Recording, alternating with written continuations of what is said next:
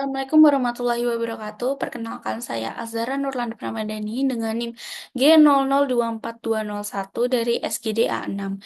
Di sini saya akan menjelaskan tentang eh, suatu materi di blok 2.1 yaitu sistem urepetika.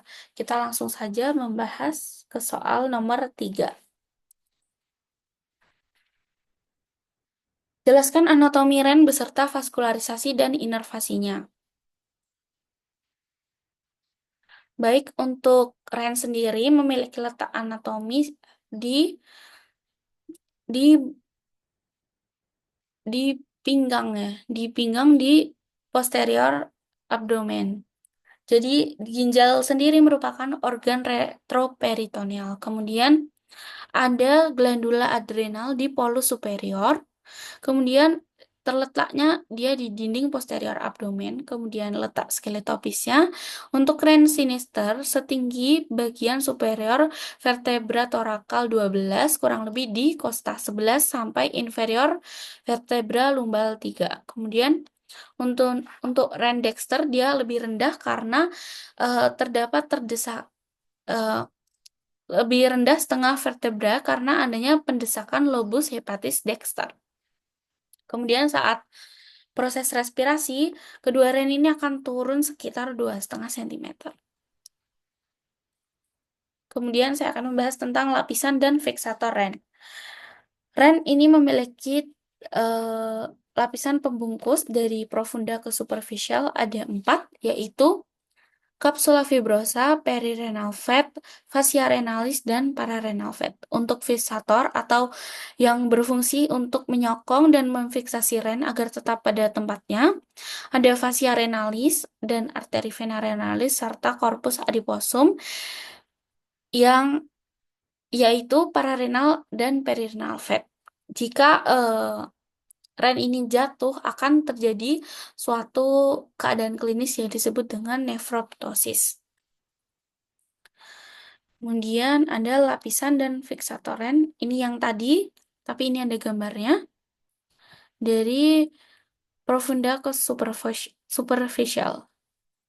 Ini kapsula fibrosanya, kemudian ada perirenal fat, kemudian baru pararenal fat, kemudian fascia renalis dan baru pararenal fat. Kemudian di struktur interna dan eksterna ren. Pada struktur eksterna dia ada eh, dua struktur, yaitu fasies dan polus. Di fasies ada fasies anterior dan posterior. Kemudian untuk polus atau ekstremitas ada superior dan inferior. Kemudian untuk margo ini yang ketiga ada lateral dan medial. Kemudian struktur interna dan eksterna. Lanjut yang tadi, untuk struktur internanya dia ada korteks renalis. Di korteks renalis ini dia memiliki dua bagian, yaitu kolumna renalis Bertini ini, yaitu struktur di antara piramidis renalis. Kemudian ada arcus corticalis. Arcus corticalis dia ini adalah lengkungan yang menghubungkan antar kolumna renalis. Ini. Kemudian ada medulla renalis, itu ada 7 bagian, yaitu piramidis renalis, yaitu massa berbentuk konus, ini. Kemudian ada papilla renalis, yaitu apeks dari medulla renalis yang menghadap ke sinus renalis. Kemudian ada papilla renalis, ini gambarnya. Kemudian ada foramina papilaria, yaitu lubang-lubang di ujung papilla renalis dan muara ductus papillaris Bertini. Kemudian ada calyx minor. Calyx minor itu ini calycis renalis minores. Ini calyx minornya yang yaitu masing-masing terhubung dengan satu atau lebih dari papilla renalis. Untuk calyx mayornya merupakan gabungan dari calyx minor. Kemudian untuk pelvis renalis sendiri merupakan gabungan dari kalix mayor yang akan menjadi ureter. Kemudian untuk sinus renalis, dia ini merupakan pelebaran hilus.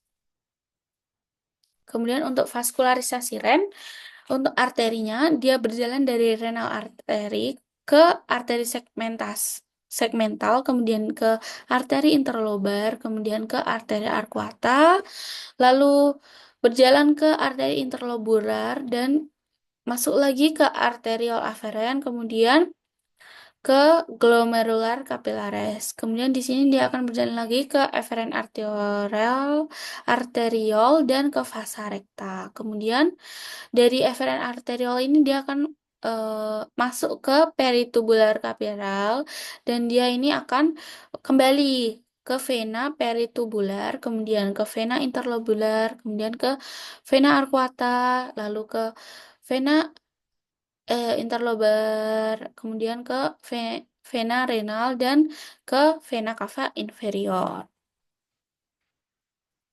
Untuk inervasi ren, ada plexus renalis. Yang pertama adalah somatic afferent dipersarafi oleh nervis plantiki thoracici. Kemudian ada simpatis dipersarafi oleh nervus planicus major et nervus planicus minor.